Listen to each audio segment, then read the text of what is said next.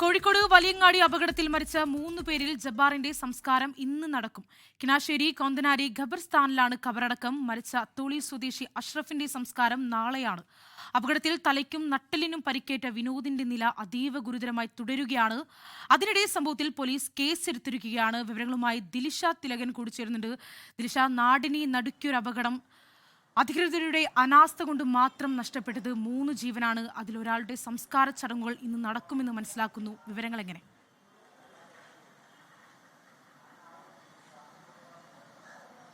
തീർച്ചയായിട്ടും ശ്രീനിധി, അതിദാരുണമായിട്ടുള്ള സംഭവം തന്നെയാണ് ഇന്ന് ഉച്ചയോടുകൂടി ഉണ്ടായത്. നാടിനെ നടുക്കിയ സംഭവം തന്നെ. എന്തായാലും ഈ ഒരു വിഷയത്തിൽ ഇപ്പോൾ പരിക്കേറ്റവരിൽ 2 പേരാണ് നിലവിൽ ചികിത്സയിൽ തുടരുന്നത്. അതിലൊരാൾ തിരുവാങ്ങൂർ സ്വദേശി വിനോദിനെ ആദ്യഘട്ടത്തിൽ കോഴിക്കോട് ബീച്ച് ആശുപത്രിയിലേക്കാണ് കൊണ്ടുവന്നത്. പിന്നീട് മെഡിക്കൽ കോളേജ് ആശുപത്രിയിലേക്ക് മാറ്റുകയായിരുന്നു. വിനോദിന്റെ നില അതീവ ഗുരുതരമായിട്ട് തുടരുകയാണ് എന്നാണ് മെഡിക്കൽ കോളേജിൽ നിന്നും നമുക്ക് ലഭിക്കുന്ന വിവരം. വിനോദിന് നട്ടലിനും അതുപോലെ തലയ്ക്കുമാണ് പരിക്കേറ്റിരിക്കുന്നത്. ഗുരുതരമായിട്ടുള്ള പരിക്ക് തന്നെയാണ് എന്നാണ് ഡോക്ടർമാർ അറിയിക്കുന്ന വിവരം. നിലവിൽ കോഴിക്കോട് മെഡിക്കൽ കോളേജ് ആശുപത്രിയിൽ അത്യാഹിത വിഭാഗത്തിൽ തുടരുകയാണ്. മറ്റൊരു പ്രധാനപ്പെട്ട കാര്യം, ഈ മരിച്ച 3 പേരിൽ ജബ്ബാറിൻ്റെ സംസ്കാരം ഇന്ന് തന്നെ ഉണ്ടാകും എന്നാണ് ബന്ധുക്കളിൽ നിന്ന് നമുക്കറിയാൻ സാധിച്ചത്. കോഴിക്കോട് ബീച്ച് ആശുപത്രിയിൽ തന്നെ ജബ്ബാറിൻ്റെ പോസ്റ്റ്മോർട്ടം നടപടികൾ ആരംഭിച്ചു കഴിഞ്ഞിട്ടുണ്ട്. ബന്ധുക്കൾ ഇവിടെ കാത്തിരിക്കുകയാണ്. ഏകദേശം 1 മണിക്കൂറിനുള്ളിൽ തന്നെ ജബ്ബാറിൻ്റെ മൃതദേഹം പോസ്റ്റ്മോർട്ടം നടപടികൾ പൂർത്തീകരിച്ച ശേഷം ബന്ധുക്കൾക്ക് വിട്ടു നൽകുന്നതായിരിക്കും.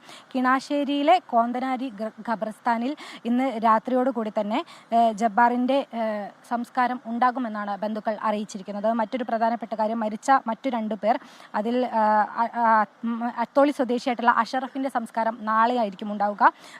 വിദേശത്തുള്ള മകൻ നാട്ടിലെത്തിയ ശേഷമാണ് സംസ്കാരം ഉണ്ടാവുക. ചീക്കിലോട് കൂടത്തിങ്കൽ ജുമാ മസ്ജിദ് ഖബർസ്ഥാനിലാണ് അഷറഫിന്റെ മൃതദേഹം സംസ്കരിക്കുക. അതുപോലെ തന്നെ ബഷീറിന്റെ സംസ്കാരവും നാളെയാണ് എന്നാണ് ബഷീറിന്റെ ബന്ധുക്കൾ അറിയിക്കുന്നത്.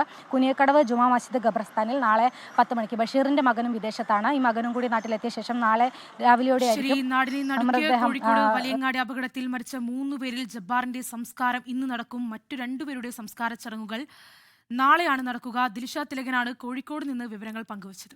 ലോകത്തെവിടെയായാലും ഏത് സമയത്തും 24 വാർത്തകളും ഓഗ്മെന്റഡ് റിയാലിറ്റി പാക്കേജുകളും എക്സ്പ്ലെയിനറുകളും വിശദമായി കാണാൻ ഞങ്ങളുടെ യൂട്യൂബ് ചാനൽ നിങ്ങൾക്ക് സബ്സ്ക്രൈബ് ചെയ്യാം.